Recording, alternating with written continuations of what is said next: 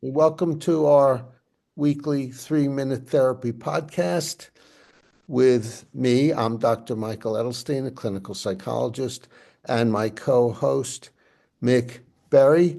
And we're both experts in REBT, Rational Emotive Behavior Therapy, devised by Albert Ellis in the 1950s, which caused a sea change in the practice of psychotherapy. The old practice was psychoanalytic therapy, which looks at your childhood to help you with your emotional problems. But Albert Ellis showed that that is irrelevant to your emotional problems. Rather, it's your current thinking that causes anxiety, depression, anger, or addictions, procrastination also, and that comes from demands, must, should, supposed tos, and we'll get into the details of some of those demands in today's podcast. Mick, did you want to add anything to that? Just that I think it's nice that you said we're both experts in it, that you're putting me on par with you. That's quite a compliment. You might be more of an expert than I am. Well, actually, in some ways you mention it. I do practice it in ways that you tell me are beyond you, such as throughout the day, whenever I find myself having any anxiety or emotional upset, I observe what is the demand I'm making and I get rid of the demand.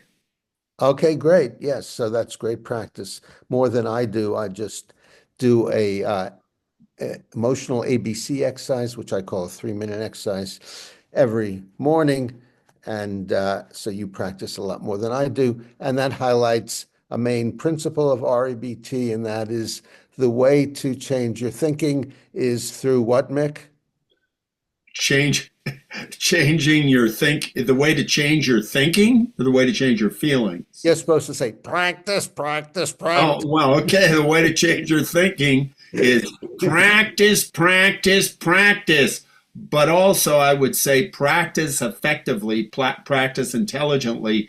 That's why it's good to bounce REBT practice off of somebody else. That's why people use therapists, because allegedly the therapist is skilled at it. And until somebody becomes skilled, they can use the guidance of somebody who's skilled. But yes, practice, practice, practice, and practice astutely. And I'm reminded of, you have told me that if an ABC exercise is not working, it's one of three reasons. You're missing the should, you're not disputing the should and emphasizing the rational belief enough, or you have a secondary disturbance. Yeah, and we will get into that because today's topic is peace of mind, how to develop peace of mind, which means, according to me, uh, no anxiety or depression or anger or addictions, and no procrastination also. So if you avoid those, you'll have peace of mind. Mick, what's your definition of peace of mind? Now, I think that's a good definition. One of the reasons I suggested this as a topic is because I remember mentioning to you that I thought peace of mind was freedom from anxiety, depression, and rage. And I remember you disagreeing with me and saying, well, if you're dissatisfied or frustrated, you don't have peace of mind. However, I would say that still falls within the realm of peace of mind. You simply don't have any emotional hangups that are disturbing you greatly. Okay, that's another definition. Aldo Pucci, a therapist who we had as a guest and who does this type of therapy, although he calls it rational living therapy, talks about having a calm mind. But I think you and I would disagree about what a calm mind is in the way we did about peace of mind. Well, the main goal, I think, is to be free of anxiety, depression, and anger or rage, and to not procrastinate on things that you had best do if you want to achieve your goals or have a fighting chance to achieve your goals. That is the goal. I just use the phrase peace of mind because I could say, if I'm having peace of mind, I'm not worried about anything. And we could say peace of mind is free from worry. Yeah, yeah, that's another definition. So And I was going to say, I think that might be a good definition because that includes the possibility to be frustrated when you're trying to achieve something, but you're not worried about it. right, yes. Uh, so you might ask yourself a question, well, do I have demands? How do I determine if I do? Uh, am I destroying my peace of mind with these musts and shoulds? And so there are some hallmarks or some red flags saying that you have demands. One is using absolutistic language, um, like I must or I should or I have to, uh, or it's necessary, and also having rigid expectations. In other words, not being flexible in what you predict might happen, but thinking that certain things have to happen. And as I said, if you have emotional distress, that interferes with peace of mind. If you have self-defeating behaviors, such as addictions and procrastination, that interferes with peace of mind.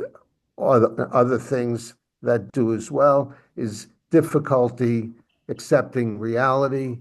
And if you don't feel like you have a choice, you have a choice in most things. If you can choose to do something, you can choose not to do it. If you feel pressured, then that interferes with your peace of mind. If you think that you can't stand a certain situation you're in or could be in, that's a problem. And also what we call awfulizing or catastrophizing, that something is awful, terrible, or horrible, rather than just very, very disadvantageous. Uh, that's pretty much what I wanted to say about peace of mind. Mick, what else did you want to add? Well, one of the things I've seen people disturb themselves a great deal by telling them, by thinking or pursuing 100% peace of mind or 100% rationality every day, 24 hours a day, not 1/2 second of irrationality. And we know that if you're demanding yourself to have that, you're going to drive yourself nuts because you are in demanding to not have demands, you're making a demand. So it's impossible to demand not to have demands and achieve your goal. So a lot of times I've seen people have unrealistic ideas about what can be achieved in terms of rationality or peace of mind. Are we equating peace of mind and rationality as, are we saying they're synonymous in terms of Yeah, how you're defining them? pretty much so. Yeah. Yes, as you're saying, Mick, uh, telling yourself, I must have peace of mind, we call that secondary disturbance, and that makes things worse. And as Albert Ellis said, the craziest thought you can have is, I must be rational. Exactly right. Yeah. Now, it is very possible to achieve rationality almost all of the time.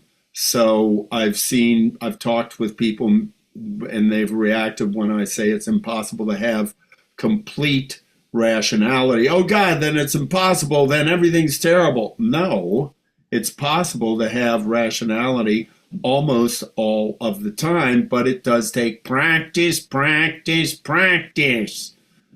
Yeah.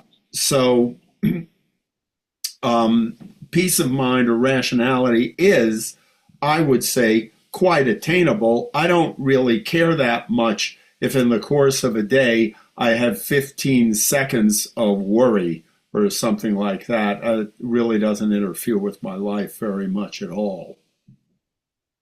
Okay, great.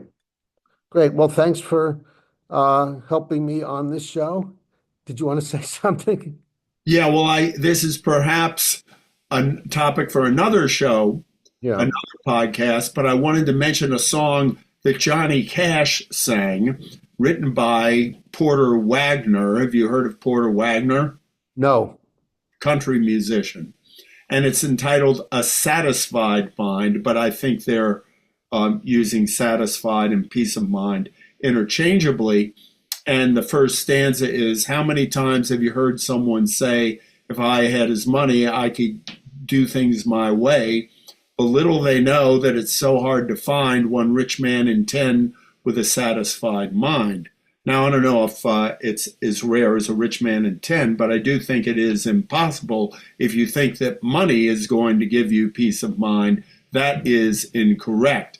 Nothing gives us peace of mind. Nothing gives us rationality except us doing it. We create our rationality. We create our irrationality. And the good news is, since we create our rationality, no matter how much we may disturb ourselves, we can learn to disturb ourselves less and learn to disturb ourselves a very minimal amount.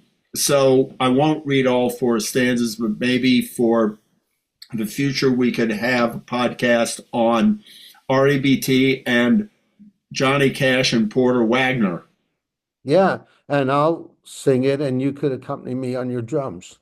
Yeah, or the piano. Right. Right. And you can be satisfied or have peace of mind about some things in your life and be dissatisfied about other things in your life. Yeah. And that creates goals. If you're dissatisfied about some things in your life, you have a goal, try to improve that. Yeah, Yeah, and I think when they were writing this song, not to go on too long about it, but I think they were really referring to satisfied about the most important things in your life, the things that really count. That's it. That's all I wanted to say there. okay, very good. Okay, so I'd like to end by thanking Chris Rossini, our trusty tech engineer who holds us together, and comment below if you have thoughts about what we discussed. Give us a thumbs up. Suggest subjects if you have ideas for things you'd like us to discuss. Volunteer to come on with us. We have a few volunteers coming up in the next month. And subscribe to the 3 Minute Therapy podcast to do what, Mick?